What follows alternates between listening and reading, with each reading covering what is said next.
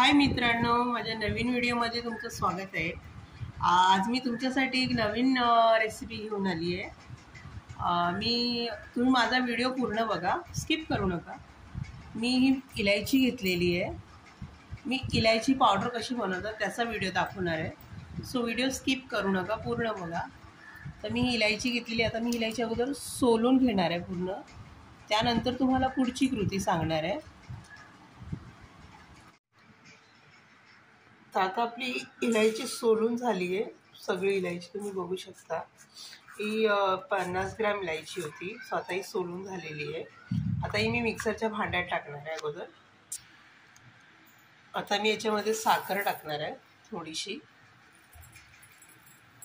ही इलायची पावडर बनवून ठेवली तर पटकन उपयोगी पडते, आणि साखर थोडीशी टाकायची कारण ही स्वयंपाकाला पटकन उपयोगी पडते। आता मी बारीक वाटून घेणार आहे। साखर एकदम थोडी टाकायची, साखर टाकल्याने इलायची बारीक होते एकदम। तुम्ही माझ्या चॅनलवर नवीन असाल तर प्लीज लाईक शेअर सबस्क्राईब करायला विसरू नका। सो आता मी बारीक वाटून घेणार आहे।